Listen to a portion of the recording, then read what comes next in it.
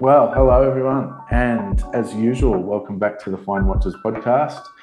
This is episode number 8, and my background is still different as it was last week.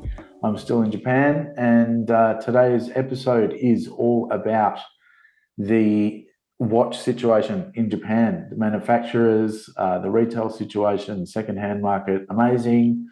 And hello to you, Lewis. Hello, glad to be here again and still kicking along. We've had an interesting couple of weeks with you being away and some fantastic results on the podcast and especially on the YouTube side of things. So, guys, again, we say it every week, but we mean it. Thank you so much. I mean, we're crossing 10,000, almost 11,000 views on some videos. It's all down to you guys. So please like, subscribe, share it. You know, if you're enjoying the conversations we're having, tell your watch nerd friends about it. And just bring more people towards the community. So thank you from Ben and I. It means the world to us. Thank you so much. Indeed. Smash that like button. Yeah. So this week, wrist check. What have you got? I got a new to me. So I think teased last week or the week before that I've got a watch coming. That watch is still coming. So Australian Border Force did Australian Border Forcey things and held my watch for 2 weeks and finally released it today. So I paid quite a bit in tax, which I don't mind doing, but it is annoying. It hurts. So today I ended up purchasing another piece because I am sick in the head and I can't avoid it. But I have one of the Tudor Black Bay 58 925 in silver, not steel, silver. 925 would be silver. Yeah. So, typical sort of Black Bay 58. Everyone should probably know what this kind of watch looks like. It's that 39mm case, this one in the sterling silver with the torp dial. It's an interesting piece. Display case back on one of the most boring movements you'll ever see, but it's there, so that's fine. They fit well. I don't know if I told you this in the past. I bought one of the Black Bay 58 blacks, the original ones, and I had it for about 24 hours. I flew to Sydney to meet a collector. We bought loads of watches for him from the store, and I grabbed that for myself and instantly realized I should have got the Omega Seamaster in black because the dial's way cooler. But there's something about this silver one with that taupe dial, and I just love it. It'll probably end up on my wife's wrist at some point, I'd imagine. It's the kind of watch she would wear. But guys, one thing I do want to know from the audience, has anyone got any experience with putting the third-party bracelets on the 925? I know Forstner do them. I'm sure Uncle Seiko do them. I've seen people do the Black Bay 58 bracelet. So if you know what it's going to look like or you have any personal experience I about can how answer the color that. I can matches. answer that one. I've put an Uncle Seiko on a Tudor before, and to be fair, there's a reason that Uncle Seiko is. I've had several bracelets and bands from there for Seikos and Omegas as well. They make some sort of really hard to get Omega heritage bracelets. And to be fair, they're better than the original product when you put it up against some of the vintage bracelets. See, I've had the Forstner before. I put a Forstner on a Seamaster, one of the modern Forstners with the solid links, and it was perfect. It was a flat link, and it was perfect. But my concern with this one is that the silver color to the steel color, it's not quite the same. I just want to know. Never gonna, and especially when yours tarnishes, when it tarnishes that little bit, unless you're polishing it all the So time. I'm a bit concerned, but that was if anyone knows, my let me know. question. Is it showing any tarnish? How old is it? Look, this is a 2021. It was full set box and papers. It was actually a piece we had in the store, so I cheated a little bit, but maybe a little bit. It's a little dull, but I actually quite like it. It's hard to know, isn't it? Like without getting one brand spanking new, fresh out of the box, it's hard to know. But I'm happy with it. It's a cool piece.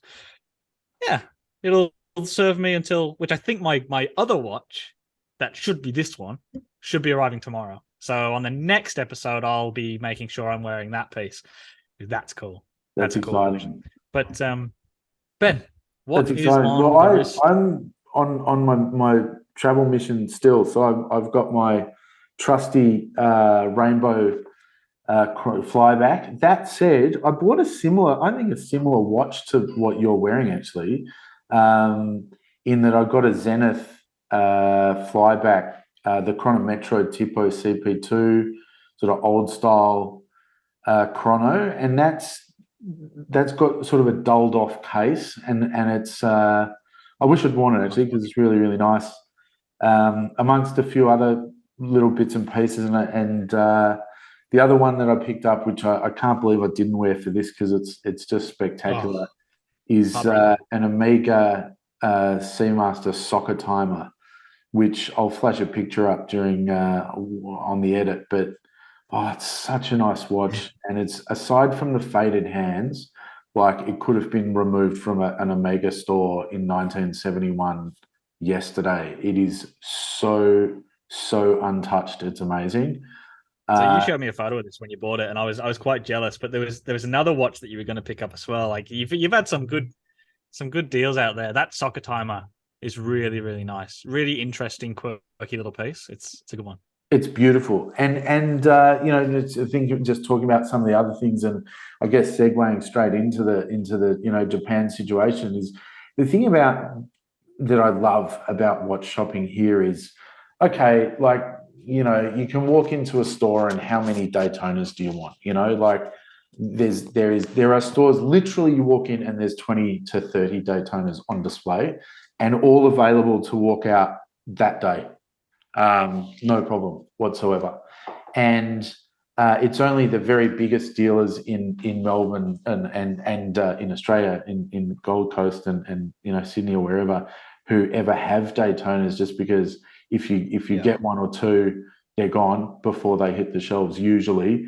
I dare say we've probably got more than anyone, and I think I've got 4.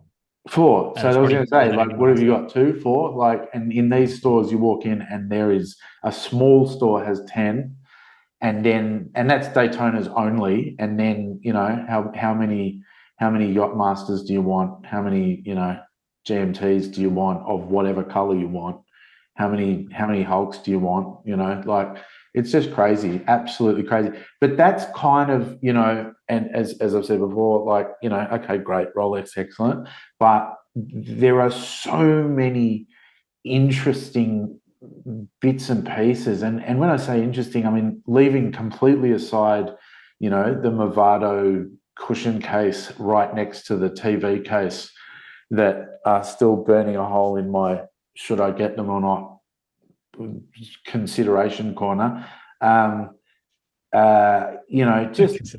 Just how many colors of bathyscapes and 40 fathoms, and it's just crazy. Like, so many beautiful things here. It's just crazy, and love it. And that's just the second-hand market. And I'll put some photos up of some of the things that I've seen. It's just the amount of watches is just bananas. What I was really excited to share with you, actually, and I sent you some video yesterday, Lewis. You would have seen in Ginza there is, which is sort of, when you see on T-shirts that has Rome, Paris, London, Tokyo, they're talking about the flagship stores in Ginza. Really, like, that's where the biggest stores of all the biggest brands are in the world: Prada, Gucci, da da da da. And then you've got, multi-story A. Langer and Son buildings, not just a corner in a store. The best one, however, is the Swatch that I came across, is the Swatch building. And this place, you go in, and on the ground level is like this sort of open piazza kind of area. And there are these little glass sort of boxes on the ground.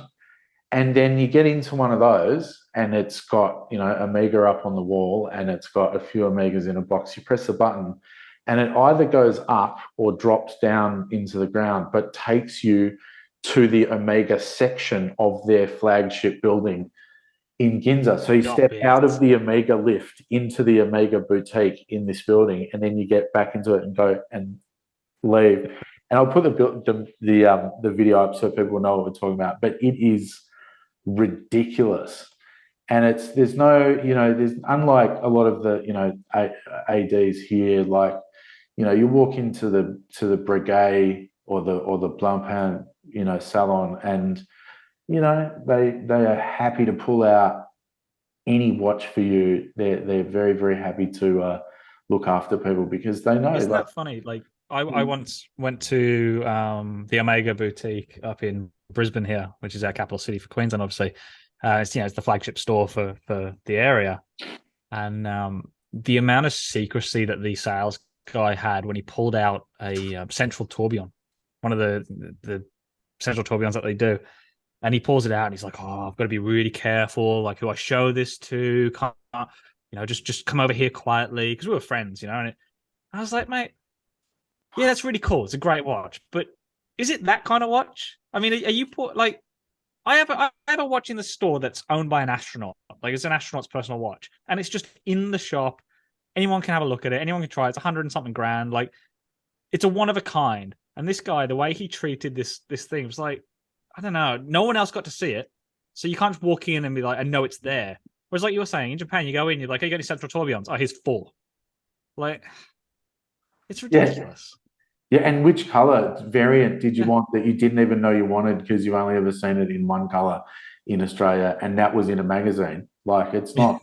Yeah, it's banana. Look, I think it comes back to that whole thing comes back to the difference in the attitude of retail in Australia, and I've seen it in the car industry as well. That when especially when I worked at like BMW and Audi, like naming no specific names, but some of the people I worked with, they'd get pissed off if they only got to drive a 1 Series home. It's like, shut up, man. It's like you can't afford a 1 Series BMW on your car salesman wages. So what are you worried about? Well, I didn't get to drive a 5 Series. Mate, you're 27 years old with no kids and fucking earning 80 grand a year. You're not driving a 5 Series anyway. And that's the same thing that I find in Australian watch retail is, and I'm probably killing myself for every AD in Australia right now, but to be fair, there are a lot of people who work in there who are enthusiastic about watches, but then there are some who are just like, Sales gig. blah, blah, blah. And in Japan, you just don't get that. They know what their job is. It's not about place, inverted commas. It's not about knowing your place or whatever, because they are doing an excellent job and they're super knowledgeable and whatever, but they know what their job is. Their job is to try and sell you a watch. And if they don't show it to you, they're not going to sell it to you, It's bananas. So that's the other sort of main thing here is that it's just a pleasure. You walk into any boutique, any particular salon of any particular brand, no matter who they are, how big they are, or whatever, and people are willing to pull out amazing things. I've had a look at a couple of Urwerks here and a couple of other bits and pieces that a Chaikin I saw the other day. And, when do you have one of those in your hand? Like, it's amazing, absolutely amazing what you see here, and it's incredible. So, well, one of the things that, with you being there and sort of boots on the ground, as you say, we wanted to have a chat today and sort of moving towards the main topic of the show is we hear a lot about Swiss watches. Swiss made is sort of the standard of the industry, but we wanted to talk and sort of have this conversation as to whether or not we think that actually the Japanese market might be a more impressive place, and whether the Japanese are actually starting to beat out the Swiss again. If we talk about the history of it, very, very briefly, because this gets very down in the weeds, but, the Japanese inventing the quartz, popularizing the quartz movement and sort of decimating the Swiss watch industry and the British watch industry, the French watch industry, like just destroyed it overnight. And then the prevalence of that true industry disruption. Yeah. Absolutely. It was massive. Like there are multi-million dollar companies that back then that just don't exist now and just died overnight. It's insane. It's decimation on a scale that most industries don't see, all because of that quartz movement and the battery and the sort of the prevalence of that. And then you look at the revival of the Swiss industry has come as a result of the luxury sector, I would say, is that probably attributing a lot to things like the Royal Oak and that sort of, and even Hublot, of just luxury utilitarian. I'm paying a lot of money for this watch because I'm paying a lot of money for this watch, so therefore I'm worth a lot of money. So and that perpetuates, and that turned into the Rolex market and the AP market, the percent that we have now. So, and in that time where the Swiss market has come back, we've seen a huge growth, but almost like an undercurrent growth of the Japanese market, where it's a huge industry, but everyone talks about the Swiss. It's all Swiss, Swiss, Swiss. But you're there now. What are you seeing and what are you feeling in Japan of where that Japanese watch market is?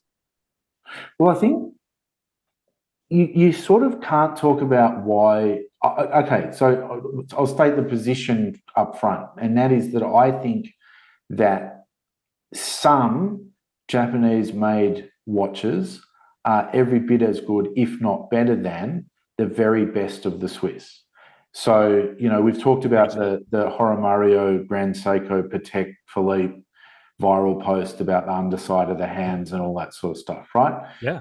So there are a whole stack of like objective, data points that you can look at and go, this is better because it's more accurate, it's nicer finished, da da da da da. I think though that it's but one of the reasons that my personal collection includes quite a few sort of vintage Seikos and some vintage Citizens and some new Seikos. I really have too many turtles, Seiko turtles in sort of special editions of those and stuff, because I just really like the quality of what you get, the value of what you get for your dollar in the Japanese market is unbelievable. And at the end of the day, when you compare, when you take out, you mentioned this idea of the luxury market. When you take out the idea that a watch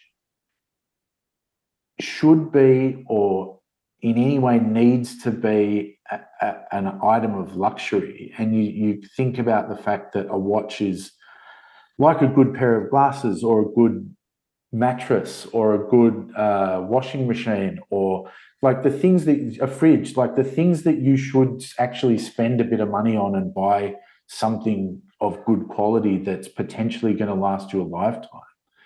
It's the buy cheap, buy twice area of consumption.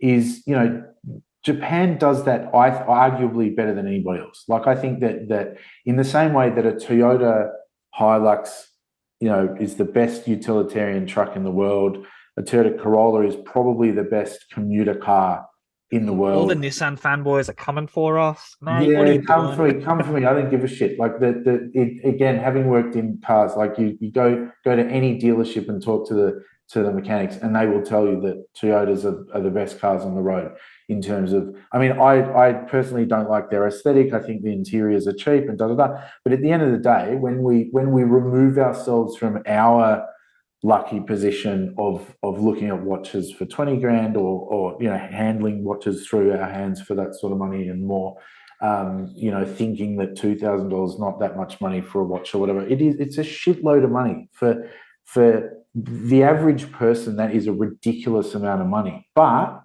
someone can put together $500 or $600, $700 for a good Seiko Prospects line or something like that. Yeah.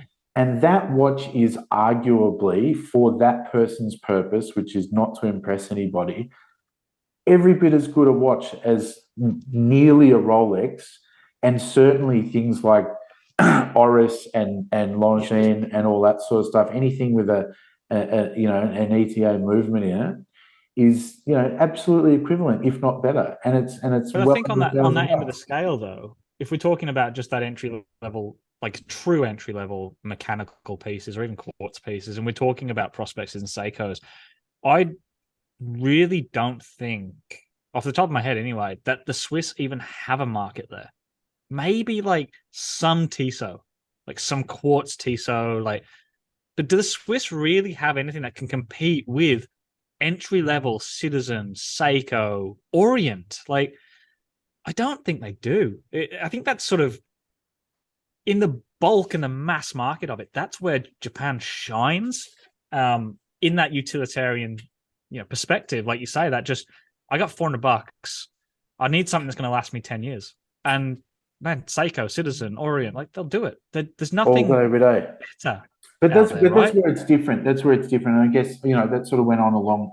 The answer was a very long answer to your question, and to me, the state of the Japanese market is divided more into two than it used to be. But when you take out the the 27 Daytonas and that bit of the sort of retail and sort of used market here in Japan. When you look at the truly Japanese market,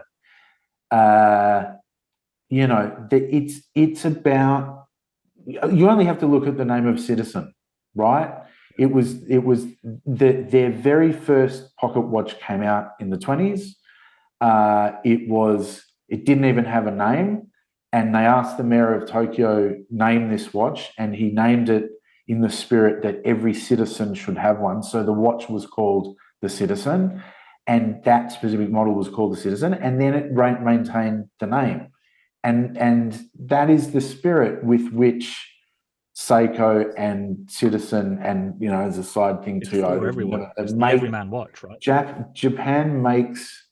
Japan is about product gentrification. They make excellent product so everybody can have an excellent TV and an excellent car and an excellent watch and and that's the thing, is that that's what they still do. And then if you look at the history of it, and you look at, you know, with Seiko, because, and I'll talk a little bit, you know, as we talk about brands, I'll keep coming back to Seiko, because to me they're absolutely the leaders. It's the king, right? It's the king of the Japanese watchmaking, right? It's absolutely, and I'm not even talking about Grand Seiko, but just in terms of, you look at their history, and the first, you mentioned the digital, the first digital, but they also came with, you know, they made the very first wristwatches in Japan.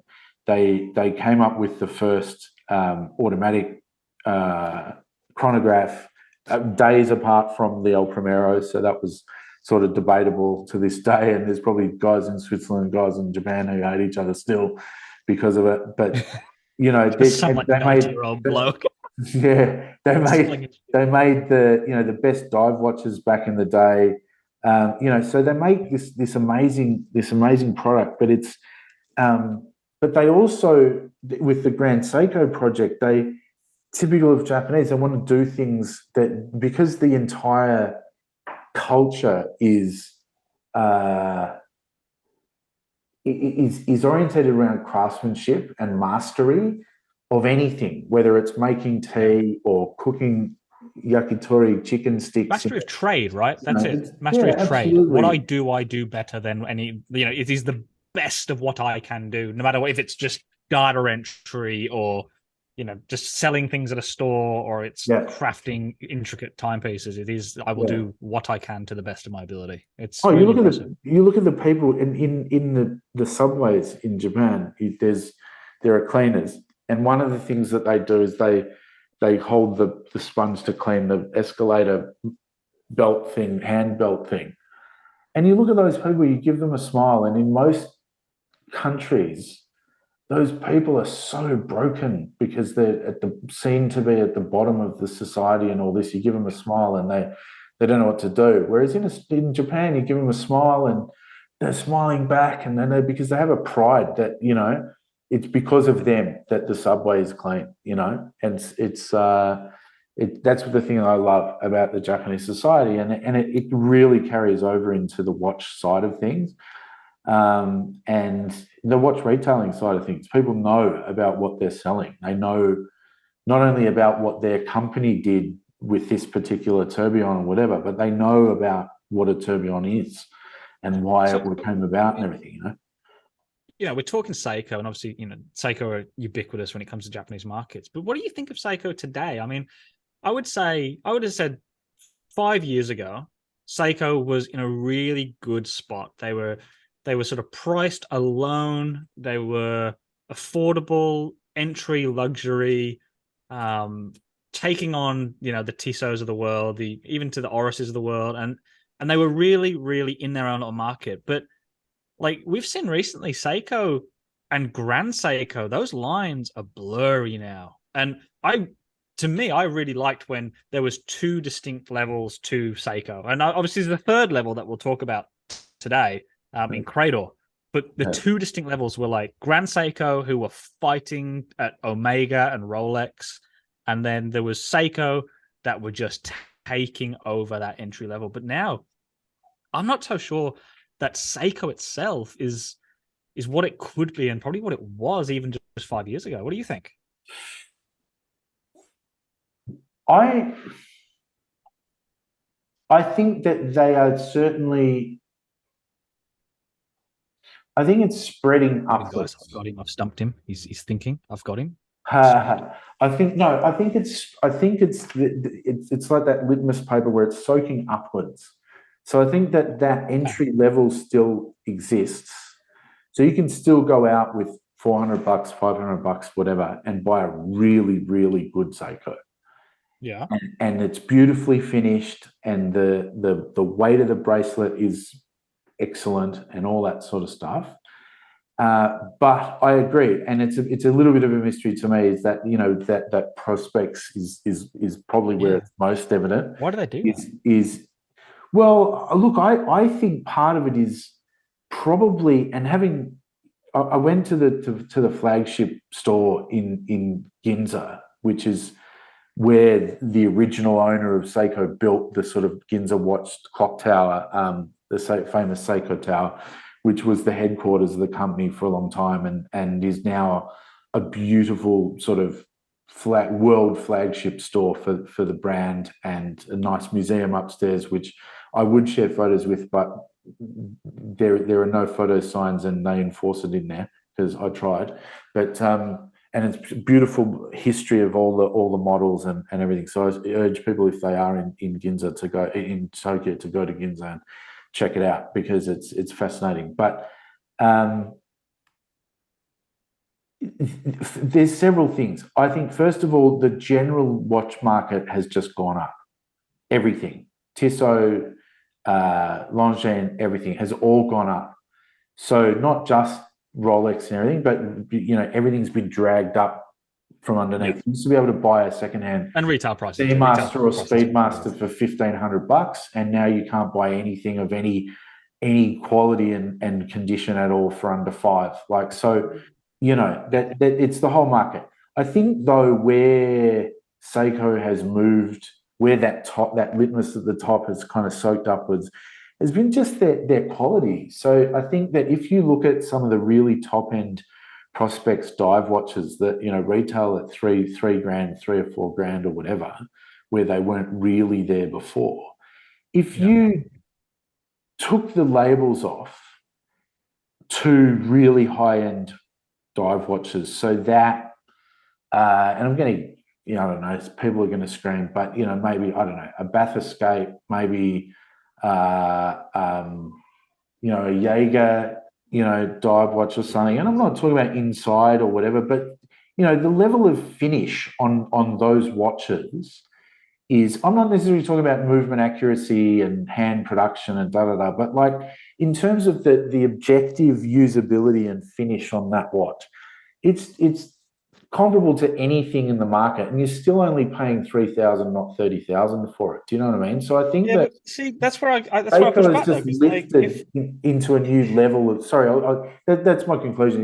I think that Seiko has. They still have that entry, but they've lifted into a whole new area of quality, and that's why they're charging more money for it, basically. Well, to me, then, if that's the case, and like, they are really good watches, there's no denying that.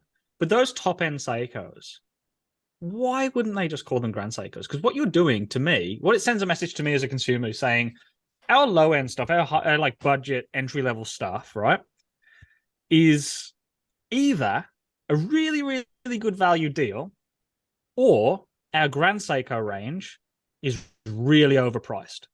Because if the top end of the Seiko range is basically every bit of the Grand Seiko range, why are we buying Grand Seikos? Like, it just really confuses the marketplace that way. Like, it put those Prospex divers and those super high end, really expensive Seikos, just turn them into Grand Seikos.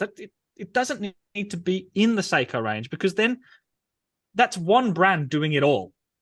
Where you've got three brands to do those things. So it devalues one by valuing the other, or it devalues both. And I don't really understand it. As a marketing strategy, you're saying, yes, we make great watches, but we already knew you made great watches because they were called Grand Seikos. I think though that if you look at a Grand Seiko, I think that it's possibly a part of this sort of that sort of craft mentality is that the Grand Seiko, again, the underside of the hands on the Grand Seiko are finished perfectly. The underside of the hands on the Prospects are not, that kind of thing. So, and I should say, Ben, that Seiko aren't the only people guilty of this in Japan, because about 2 years ago, Citizen did the same damn thing. Yeah. Citizen went from only entry-level sort of budget stuff for the most part. Yeah. And they brought out a range of these 0200s. Do you remember these? Yeah. And they were like $8,000 Australian for integrated steel. Like, it was crazy money. It was like 10 times the price that they were playing in at the time. Yeah. Now, I remember talking about this. I got slaughtered online on this particular video that I did about this years ago. Yeah. And I stand by it. Yeah. That was a ridiculous decision. However, they've now released very similar watches with the colored dials, well within a normal Citizen price point, and they are selling like gangbusters. They can't hold this shit in stock. Yeah. So clearly the market said Citizen is worth X amount of my dollars. Citizen went up and said, we're going to charge 10 times that. I don't think they sold many of them things. They went back a few years later and did basically the same watch for the price they should have been selling it at, and they're impossible to get hold of. So I can't see Seiko selling a ton of these super expensive watches. No, look, you know what? I'm maybe we're a little bit more. Maybe I'm a little bit more cynical. Like I think it's a symptom of the whole watch game, and it's I think that there are so many brands, and I'm not even talking about the brands that we've talked ad nauseam, in the big three where, the prices are astronomical and da-da-da. It's not, I'm not talking about that. I'm talking about the fact that, an Omega Speedmaster today for 10 grand is just not that much better a watch than what they retailed a few years ago for 6. I agree. Certainly the second-hand one that's 2 or 3 years old that's still $6,000 or $7,000 is 100% not a better watch than that same watch that at the end of the 90s you could have bought for $1,500. So the thing is that we are at a time in the world where, banks and fiscal policy and there's so much money around and all that. And so everybody's got, $5,000 in their pocket to buy a watch. And some people don't, they take the decision to buy a Grand Seiko or a Citizen, high-end Citizen over a Rolex because of what it says about them or whatever. But I think that what I love about it's not about bashing anybody the way that anybody wants to spend money, because there's, no, exactly. I don't need Oliver People's glasses, but I got Oliver People's glasses on. So that's not the issue. The issue is more just what I love about the Japanese market and where I think the Japanese market will win out. I think they're making really smart financial decisions right now. Like, everybody's got money, let's charge a lot of money for the Prospects and this and that. And then at the end of the day, when, inevitably there's a proper recession and there's not as much money around and everything, then you'll buy Prospects for $1,200, the same watch. It'll be amazing, and inherently it'll be just as good as the equivalent Omega or something for, they'll go from 10 to 8 and, or whatever. Like, to me, it even blurs, like, we're talking Prospects, but it blurs into, like, even the Presage line. Like, they've got porcelain dials now in the Presage. They've got enamel dials. That Presage line, 10 years ago? That's a Grand Seiko. Yeah. My point being that those lines are too blurred. And Grand Seiko is such a good value product that they could charge a little more for some of these Presages and Prospects and chuck them into Grand Seiko and add $1,000 on. It would feel like a good deal. Whereas in Seiko, it feels like you might be getting ripped off, even though you're not. They're great watches. It's just I think the issue is, though, with Presage, it has the enamel dial, but it doesn't have Seiko's highest grade movement or whatever. So but if you turn into Grand Seiko, you chuck one of those movements in it. Yeah, this is a massive company. They can do this. They're one of the vertically integrated in every part. They make their own quartz. They know what they're doing. True. I guess, to be fair, in their showroom, they had some limited edition, sort of turtles and king turtles and tuners and monsters, like those sorts of models. Yeah. I know the names. Everybody knows by now that I'm not a serial number guy, so forgive me. And Seiko serial numbers can fuck right Yeah, off. SP, Let's be honest. They're SP, like their model lines with whatever, who SP, knows? B, J, F, D alphabet. Like, come on, guys. Millions of numbers, but all those models that the previously the special editions were $1,000, and I sort of thought I'd love to pick up something special here that no one else can get because they literally only sell it in this shop, and they had turtles for $3,500, and it's just like, what? It's nuts. Why? I'm looking now. So I'm looking And on the computer granted, now. It's probably one coming was up on the screen. titanium, but titanium is maybe a little bit more expensive, but it's not that more, really. I'm seeing Seikos here for $3.5 grand, $4 grand. I'm going to quickly just have a little look at what, like, a really, really affordable. What's the cheapest sort of Grand Seiko new? I just want to have a look, see how blurred those lines are, because $3.5 grand is what you can pick up a Seiko for. I think you should know. I think okay. Let's just be fair though. We need to apples with apples. I think Grand Seiko at $3,500, $4,000 is quartz. It's not spring it is. drive. And I'm looking now. It's like the GMTs. It's not spring drive or automatic. So it's there is a difference there. I think when you're comparing apples with apples, there is a distinct difference. But I don't know. Do people? The spring drive's such an expense. I mean, it's really chronoquartz, right? That's kind of what it is my understanding of the technicality of the snowflake dial. I can get a snowflake dial heritage collection. It's called, for all you reference number guys, STGF 359, and it is a it's a 30 mil, so it's a little girl, but it's a snowflake dial, Grand Seiko quartz, but it's good quartz. It's 4J52, 10 seconds a year, and it's 3,450. That's probably about the cheapest you're going to get. So that's got every bit of the snowflake that you'd like. It's in the it's a smaller size, but it's a beautiful looking watch. It's not a bad price. I don't know. So this is where the Ben Lewis debate comes in. My exception, I agree with you. I think Grand Seiko is one of the best value things in the world, but brands in the world. But what I do have a problem with is their quartz stuff. And look, I've got the same problem with Cartier's quartz stuff and Gucci's quartz stuff. Like there's a 9F quartz 40 mil in the Heritage Collection, the SBGP 009, and there's a couple of different dial colors, and they're like $3,700 in 40 mil. Yeah, the 9F quartz. It's a good movement. Yeah, but again, to me, quartz is quartz. Quartz is quartz. There's a. Tell that to FP Jean. Quartz is quartz, Francois. Take your quartz and go. Take your quartz. Look, we're going to argue this all day, aren't we? We're going to argue this all day. We do agree though that in Grand Seiko, things like the spring drive calibers, the Snowflake, Skyflake, even that white birch with the automatic movements, the finishing, the value for money, even at retail. If you just compare retail to retail across brands, Japanese to Swiss, in that sort of thing, a Grand Seiko, mind blowing. It is every bit the watch a Rolex is. An OP, an Oyster Perpetual 41, whatever, 36. A Snowflake is every bit that watch, every bit, and it's. I'd argue better. And to be honest, pre-owned, I'd argue better. Pre-owned, holy shit! Like for $5,000, you pick up a Snowflake mint in titanium, and you can't find an OP 41 under retail.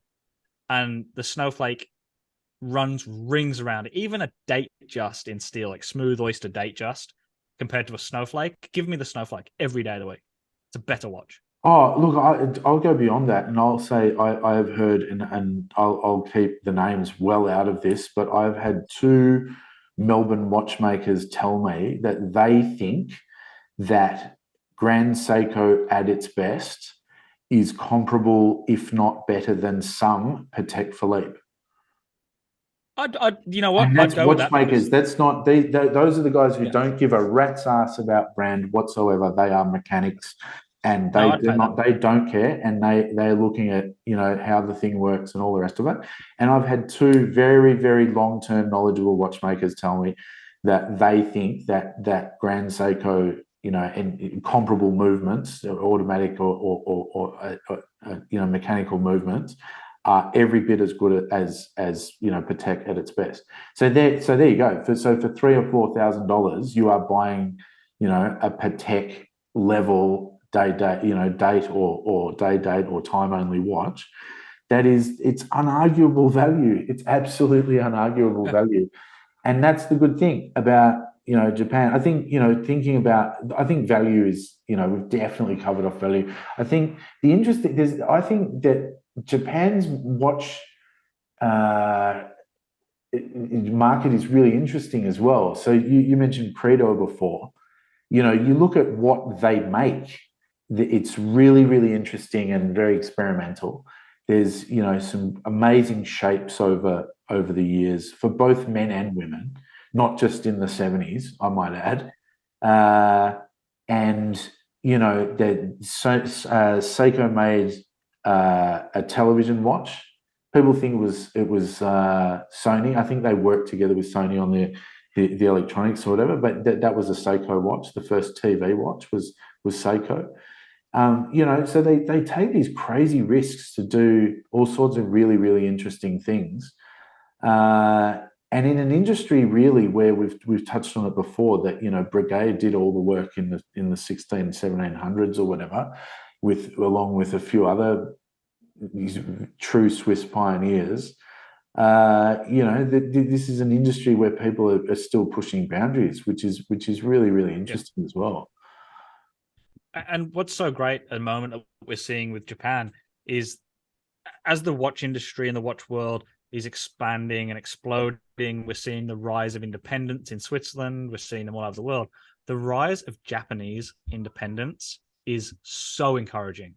Like I've got a few I want to talk about because I think they're amazing. But the first one that I think offers exceptional value and interest and design is Kurono Tokyo. Oh, Coronas. Tokyo are having a moment, and I'm here for it. And I think they deserve all the praise for what they're doing. Some of their dials, just the aesthetics of that watch is exactly what the world needs at the moment in the watch world. We don't have enough of this sort of playful yet really well built, fairly affordable independence. The independents in Switzerland are, for the most part, ridiculously expensive, ridiculously so, and especially the guys who are doing really well. We do have independents who are larger scale people, like the Formexes of the world, that they're an independent company, probably not quite a micro brand because they're a little too big, but not quite the luxury independents. Whereas Japan's got an explosion of these guys who are small operation, not really a micro brand because the quality is so much better. And Kurono Tokyo stand out head and shoulders to me in that entry level space. What do you think of them? Oh, amazing! I think that they're. I mean, you only have to look at what's happening to their resale values, like just up and up all the time. Price one today, their calendar piece. Price one today, and delicious. price one in 6 months, and it's we're not. Please consider if any financial advice given is right for your individual situation, but pre-orders on those now. I mean, they're blowing out. You've got to put your name on a list now for Kurono Tokyo. You can't get pre-order and I know because I've tried. Like it's very hard, and it's funnily enough it's even harder if you don't speak Japanese. There is that. They are very very oriented and very loyal to their initial customer base, which was Japanese. And so they should be, at the moment with the size that they are, reward the people who supported you when your watches were, a couple of $1,000 and now that they're getting more and more, it's fantastic, absolutely fantastic. And credit to the Swiss because they're Kurono Tokyo are winning GPHG awards. They for for an industry that was decimated by the Japanese are smashing those awards out at the moment. And Corona won a GPHG. I think wasn't this year, was it? It was 2022 for the Calandria, the calendar piece. Yeah. I mean, great value. The other one that I've been very, very close to ordering is now I might get this wrong. Minase or Minashi? Minase? Minase? Minase. Yeah. So the very very sporty, really cool dial, quite expensive. Like they're up there. They're in that sort of Fears independent space, that small $7,000-8,000 range. But I do really, really like the Minasi range that they do. I think it's a good place for them to be battling. In Switzerland, I don't know who they're battling. I mean, maybe they're in that sort of Omega price point, Breitling price point, Tag price point, maybe. But for the dials remind me a little bit of Chapek, and I'm cautious saying that because Chapek dials are incredible. But you know how Chapek in the Antarctique range, they have those very smoky, mystical dials? Yeah. Minase do that as well. And I think they do it really, really, really well, especially in the Divido range. Yeah, I like this stuff, and I think they're based out of Switzerland now, right? Like they've moved the whole thing over there because they're using Swiss guts now. Is it really? Pretty sure. Because their whole thing was that like they're handmade in Japan. That was like their whole. Maybe they've just got like a head marketing because it's right, okay. it's blah blah blah. But certainly, no, I think you're right. Actually, I just googled it. Yeah, they've gone to Switzerland. So ignore me because even they just ditched them. They just pissed off. But they are a Japanese company, and maybe that's more of a distribution thing.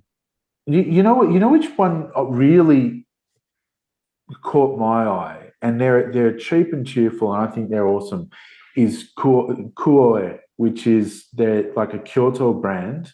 So Kuoe, super cheap, $300-400, but just beautifully put together.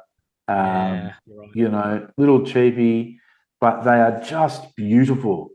If you like that really sort well of classic military sort of style, they're just gorgeous. And I think that's one to look at as well. If you're looking at something that's that's really, really good value and really, really interesting. They look a bit Hamilton-y, they look a bit military-ish, but I think that whole genre looks. Yeah.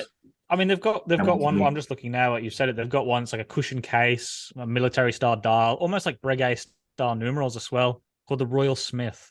Yeah. It's gorgeous. It's a little bit Fears Brunswick, a little bit. Yeah. Obviously, not the price point. Probably not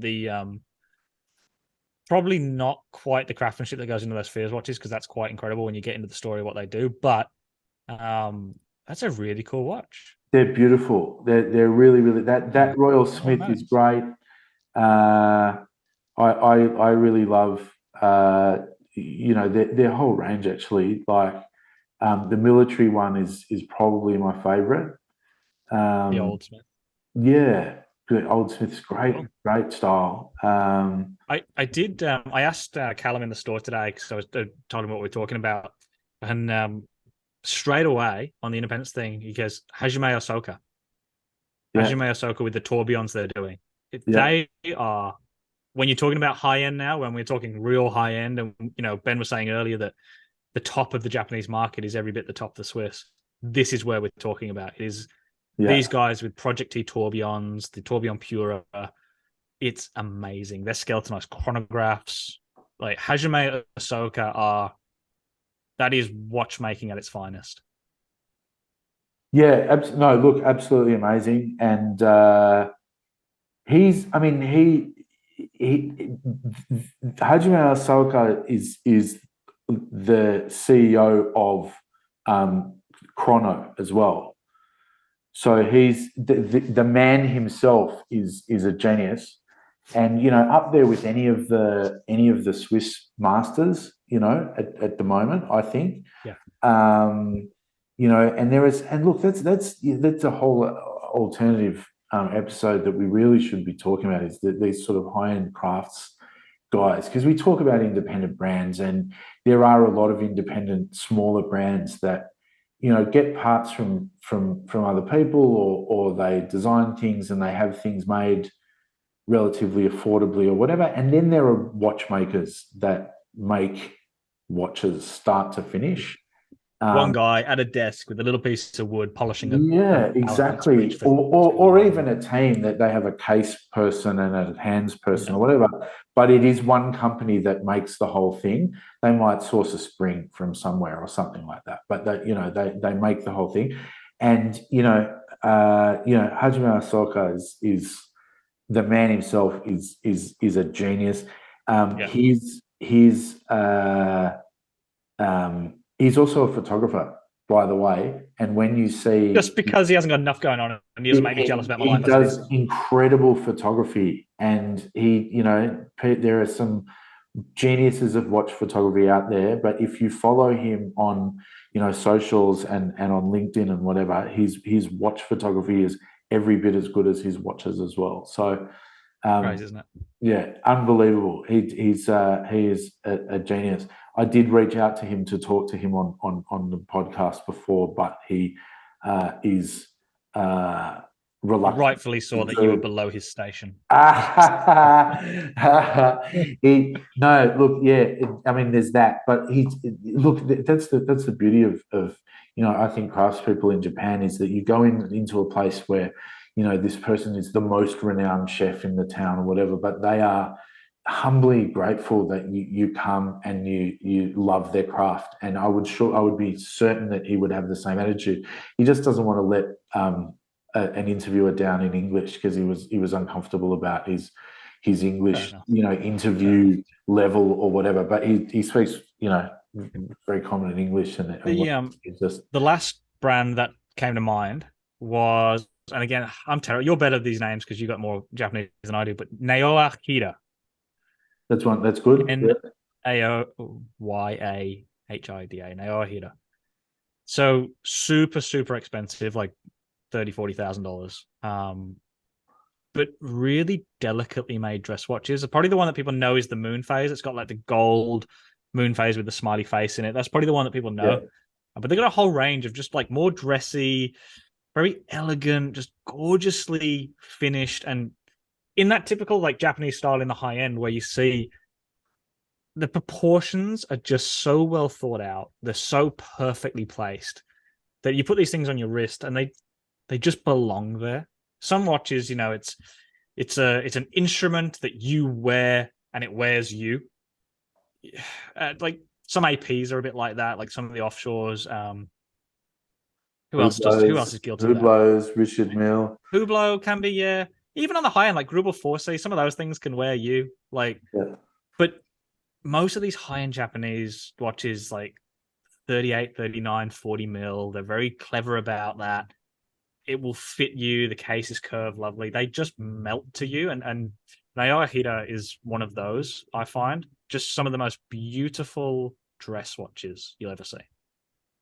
I agree. I think, I think we've touched on it, in various different ways. I think that the Japanese watch market is attractive to me because, as the listeners will have no doubt picked up by now in both seasons of the pod, I'm all about value with everything, right? It's there's nothing wrong with a Ferrari, there's nothing wrong with a Mercedes, there's nothing wrong with a Rolex or an AP or whatever, but it's about the intrinsic quality of the thing that's built, and all of those things are amazing quality. I think that the Japanese, better than anybody, deliver value for your money. So at whatever level you spend, so whether you're buying a Korono Tokyo, or you're buying a Seiko Prospects or a Grand Seiko or whatever, if you look at what you would have had to have spent to get the same level of human involvement and consideration and craftsmanship and quality of the inherent quality of the machine in terms of accuracy over time and all the rest of it, you would be looking many brand and market segmentation tiers above, and dollars of what you pay for the Japanese thing. And you will get almost guaranteed far better service if you were to ring the Seiko service center in Australia than ringing any of the brands that we've mentioned at all from anywhere else. And like, I said it earlier, a Grand Seiko at $5,000, $6,000, $7,000 is going to be much more comparable and probably even exceed a Rolex of similar price points. So I wish more people would buy Grand Seikos. I wish that they were more popular. I wish that people would appreciate it more. So please, if you're listening to this podcast, you're watching us on YouTube, as we said, just have a look. Go and try on a Grand Seiko. Go and try on even the entry-level stuff, the entry-level Seikos, the entry-level Citizens and Orients. I mean, Orient, great value entry pieces. Some of those, even in the vintage side, like Super Seville. If you're looking for a day date, like a Rolex day date, and a perfect homage to that, the Orient Super Seville, amazing watch. So I think ultimately what we're saying is that yes, like the Japanese watch market is just as impressive as the Swiss, and in some market sectors is more impressive and better value. And I think that's only going to get more true with time, and only going to improve with time as we're seeing the rise of these independents. We're seeing the rise of the small manufacturers in Japan putting out that work ethic and that craftsmanship into the smaller, more boutique brands. I think it's a fantastic thing we're seeing. I agree completely. And, get over to Japan and just have a look if you are at all. I mean, get over to Japan anyway. It's amazing. It's just amazing food, incredible culture, safe, all the rest of it. It's an incredible place. But if you are into watches, go and check it out. It's just unbelievable. There are areas in Tokyo and Osaka and the other bigger cities where, watch dealers all congregate, and you walk around, and just by the end of it, it's just analysis paralysis about what to buy, what not to buy, how many Daytonas are there actually in this, how many do I need? This square kilometer, let alone the rest of the world that you thought existed or whatever. It's just phenomenal. And it's amazing, and everybody's so pleasant to deal with around the industry, which is fantastic. So very much encourage people to come over, and just as we encourage people as we wrap this up, to please help us grow. We are now doing some amazing numbers, and it's due to you guys for helping to spread us throughout the algorithm and getting onto the minds of the AIs and all that stuff that's changing. So please do like. It takes you 1 second. It makes a huge difference. Please do tell your friends about it. And write in. We didn't hear about the 10-year one watch collection person. So that seat is still don't open. exist. Yeah, that seat is still open for a guest spot on the pod. So if you want to tell us about your one watch collection and why, we'd love to hear from you. We'd love to hear from you about what you want to hear about. Please like, subscribe, share, and from us, until next time, enjoy. Thank you. Take care.